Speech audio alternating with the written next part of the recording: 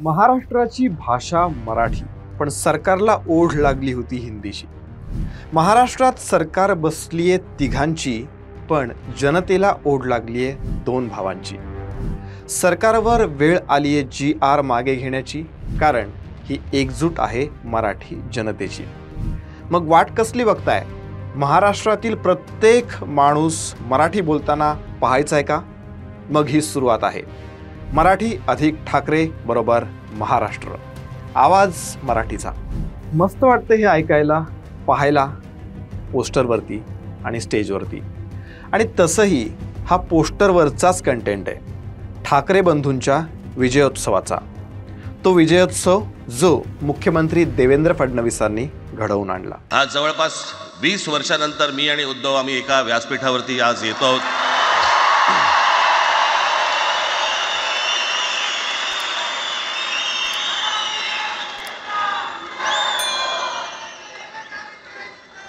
जे माननीय बाळासाहेबांना जमलं नाही, जे अनेकांना जमलं नाही, आम्हाला दोघांना एकत्र आणायचं, ते देवेंद्र फडणवीसला जमलं।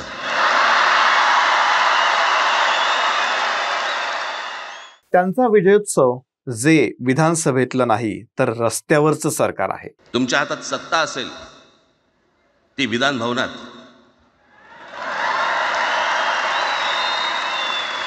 आमच्याकडे सत्ता आहे रस्त्यावर।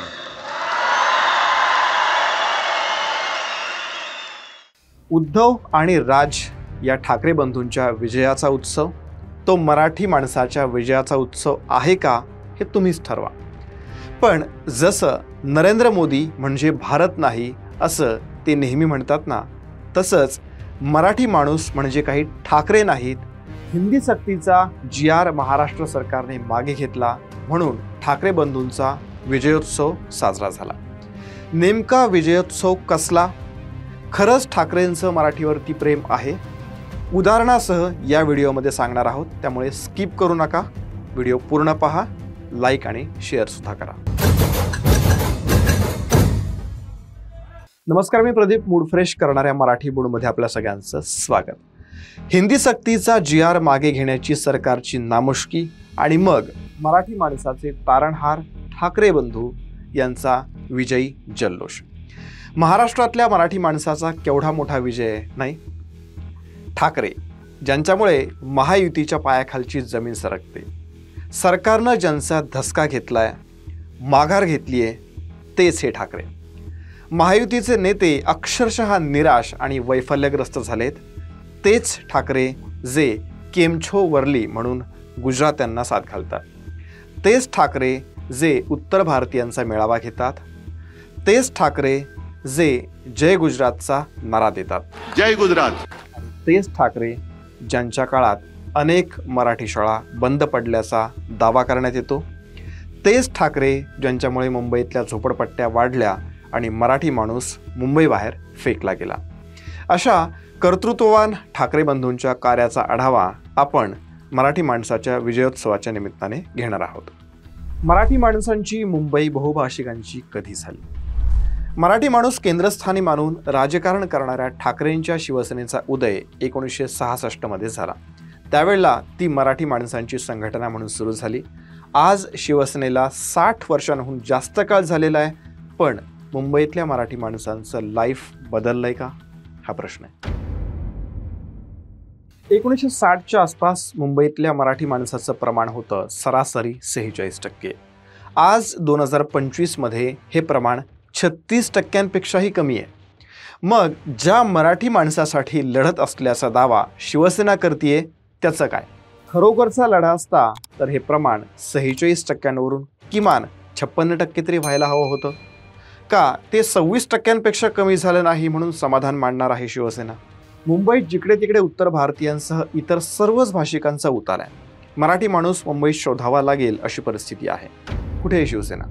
मुंबई महाराष्ट्रापासून तोडायची आहे, मुंबईवर पहिला हक्क मराठी माणसाचा असले भंपक दावे करत असताना जेव्हा मराठी माणसाला लोकलमधून धक्के मारत मारत बदलापूरच्याही पुढे ढकललं गेलं, तेव्हा काय करत होती शिवसेना? मुंबईच्या प्राईम लोकेशनला मराठी माणूस नसतो याचं दुःख नाहीये का शिवसेनेला? आज अदानींच्या नावाने खडे फोडणाऱ्यांनी मुंबई रहेजा हिरानंदानी, ओबेरॉय, रुस्तमजी वगैरे मित्रांना विकली, त्यावरती कधी बोलणार आहे शिवसेना? शिव वडापाव, शिवभोजन या योजना नेमक्या कशासाठी सुरू केल्या? आज शिव वडापावचे गाडे परप्रांतीयांच्या हातात आहेत. काय करते शिवसेना? मांस मच्छी खाणारे मराठी लोक घाणेरडे असतात असं मुंबईत येऊन राहून बोलण्याइतकी मगरुरी इतर भाषिकांची, विशेषतः गुजरात्यांची झाली. हे स्तोम वाढत असताना तेव्हा कुठे होती शिवसेना आणि मनसे? परप्रांतीयांना ठोकून काढलं की ते मराठी बोलणार असं कसं गृहीत धरते शिवसेना आणि मनसे? उलट मराठी माणसाची जास्त बदनामी होते असं नाही का वाटत? परप्रांतीयांची मुजोरी निश्चितच मोडून काढायला हवी, त्यात दुमत नाहीच आहे, पण ती नियमानुसार व्हायला हवी ना. रोज लोंढेच्या लोंढे येत आहेत. मान्य, सर्वांना संचार स्वातंत्र्य आहे, वास्तव्याचं स्वातंत्र्य आहे, पण मुंबईलाही काही मर्यादा आहेत की नाहीत? त्यावरती काही प्लॅन आहे का उद्धव सेनेकडे किंवा मनसेकडे, का फक्त टोकूनच काढणार आहेत? 2019 ते 2022 या 3 वर्षांच्या काळामध्ये उद्धव ठाकरे मुख्यमंत्री होते. त्यांच्या कार्यकाळामध्ये 100हून जास्त मराठी शाळा बंद पडल्या, अशा बातम्याही आल्या. त्यावरती काय उत्तर आहे? मराठी भाषेला अभिजात दर्जा मिळावा म्हणून तज्ज्ञ मंडळींच्या सहकार्याने केंद्र सरकारकडे पाठपुरावा केला. त्रिभाषा सूत्रानुसार हिंदी सक्तीला विरोध केला म्हणून मराठी भाषेचं किंवा मराठी माणसाचं भलं झालं हा भ्रम मराठी माणसांमध्ये पसरवण्यात कसली धन्यता आहे? सर्वसमावेशक धोरणाचा फारच पुळका आला म्हणून 2019ला जे काही उद्धव ठाकरेंनी केलं त्यामुळे आज शिवसेना फुटली आहे. आपल्या आमदारांमध्ये एकी टिकवू न शकलेली शिवसेना मराठी माणसांच्या एकीच्या अत्यंत आत्मविश्वासाने गप्पा मारते.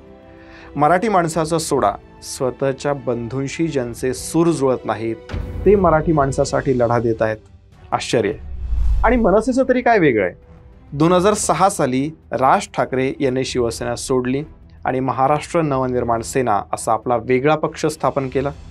मनसेला आज 16-17 वर्ष झाली, पण कोणतं नवनिर्माण झालं, मराठी माणसाचं कोणतं भलं झालं हे माहीत नाही. अनेक कॉल सेंटरमध्ये अजूनही मराठीचा ऑप्शन येत नाही. तिथे फार तर हिंदीतली बडबड ऐकावी लागते. मुंबईतल्या मराठी शाळांची संख्या झपाट्याने कमी होती. बंद पडतायत मराठी शाळा अक्षरशः. इंग्लिश मिडियमच्या फीस मध्यमवर्गीयांच्या आवाक्याच्या बाहेर गेलेल्या आहेत. त्यावेळी मनसेचं पित्त खवळत नाही. मराठीचा खराखुरा विस्तार करायचा असेल तर जास्तीत जास्त मराठी शाळा उभ्या राहायला हव्यात. सोप्या मराठी भाषेमध्ये दर्जेदार साहित्य निर्माण व्हायला हवं. मराठी शिकण्यासाठी आधुनिक तंत्रज्ञानाचा खुबीने वापर व्हायला हवा. मराठी भाषकांना घराच्या बाहेरही मराठी बोलताना प्राऊड फील होईल अशा स्थानी मराठी भाषा घेऊन जायला हवी होती. मराठी रोजीरोटीचं साधन होईल अशी पावलं उचलण्यासाठी काही आयडिया दिल्या का मनसेनं किंवा ठाकरेंच्या सेनेनं? मराठी सिनेमा, नाटक आणि त्यातले कलाकार, त्यावरती अवलंबून असणारी मराठी माणसं यांच्या लाईफस्टाईलमध्ये सुधारणा होण्यासाठी किती प्रमाणात योगदान दिलंय मनसेनं किंवा शिवसेनेनं? असे काही उपाय करता येतील. यातलं काय काय केलंय मनसेनं आणि उद्धव ठाकरेंच्या सेनेनं? थोडं बहुत केलंही असेल, पण आज काय परिस्थिती आहे? कोणती शिक्षण संस्था उभारली आहे का मराठी भाषेला वाहिलेली? मराठी भाषेसाठी कोणती अशी सेवा केली आहे ज्यामुळे त्यांना मराठी भाषेचे, मराठी माणसाचे तारणहार आपण म्हणू शकू? आपली मुलं इंग्लिश मिडियममध्ये शिकवायची आणि दुसऱ्यांना मात्र मराठी टिकवा म्हणून सक्ती करायची. मराठी माणूस भोळा भाबडा असतो, पण तो हुशारही असतो, हे लक्षात ठेवा. हिंदी भाषा सक्तीचा जी.आर. सरकारने मागे घेतला म्हणून विजयोत्सव साजरा केला जातोय. मराठी माणूस एकत्र आला म्हणून आनंदोत्सव साजरा केला जातोय. पण विजयी मोर्चाच्या तारखेवरून यांच्यामध्ये एकमत नाहीये म्हणून मग 3रीच तारीख समोर आली. असो, एकनाथ शिंदेंनी एका कार्यक्रमामध्ये जय गुजरातची घोषणा केली. जय हिंद, जय महाराष्ट्र, जय गुजरात. त्यावरून ठाकरेंच्या सेनेनं टीका करायला सुरुवात केली. पण 2019ला उद्धव ठाकरेंनी जय गुजरातचा नारा लावला होता. त्यावरती काय उत्तर आहे? आप आगे चलो, हम साथ हैं. जय हिंद, जय महाराष्ट्र, जय गुजरात. एकमेकांवरती तुटून पडणारे आता हिंदी सक्तीचा निर्णय मागे घेण्याच्या निर्णयाच्या या पार्श्वभूमीवरती एकत्र आलेले आहेत. मराठी माणूस एकच आहे, उलट त्याला विभाजित करण्याची संधी सोडली जात नाहीये. बुद्धिभेद केला जातोय आणि हे मराठी माणसाच्या लक्षात आल्यामुळेच तो तुमच्यापासून दूर जातोय, नव्हे गेलाय. निवडणुका डोळ्यासमोर ठेवून त्याला परत आणण्याचा हा खटाटोप आहे का? तुम्हाला काय वाटते ते आम्हाला कमेंटमध्ये सांगा. उद्धवराज विजयोत्सवाच्या कार्यक्रमामध्ये एकत्र आले. दोघं मिळून महायुतीला फेकून देणार असा इशारा या दोघांनीही दिलेला आहे. सर्वसामान्य मराठी माणसाला ठाकरे बंधूंबद्दल आम्ही विचारलं, काय म्हणतात ते बघा.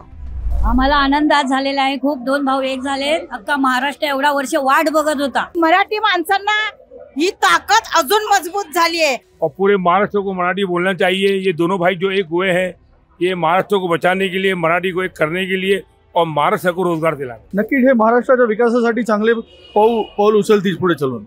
जे महाराष्ट्राच्या मनात होतं ते आज आम्ही चित्र बघितला. वरून बाळासाहेब पण बघत असतील आनंद अश्रू की जे आज 2 भाऊ एकत्र आले. सर्व मराठी माणसाला आनंद आहे त्याचा. यात मराठी माणूस किती खुश दिसतोय, किती साधा आणि इमोशनल आहे मराठी माणूस. मग एवढा उशीर का झाला एकत्र यायला? की आता परिस्थिती अगदीच अंगाशी आली आहे म्हणून एक झालात? जर मागच्या निवडणुकीमध्ये दोघांपैकी कुणीही जिंकलं असतं तर आला असतात का एकत्र? ठाकरे बंधू एकत्र तर आलेच, पण राहतील की नाही माहीत नाही. त्यांना आपल्या शुभेच्छा आहेत. भाषेसारख्या भावनिक मुद्द्यांच्या ऐवजी क्वालिटी ऑफ लाईफ, इन्फ्रास्ट्रक्चर आणि असे बरेच मुद्दे ज्याची जबाबदारी ते घेणार आहेत का, हे त्यांनी सांगायला हवं.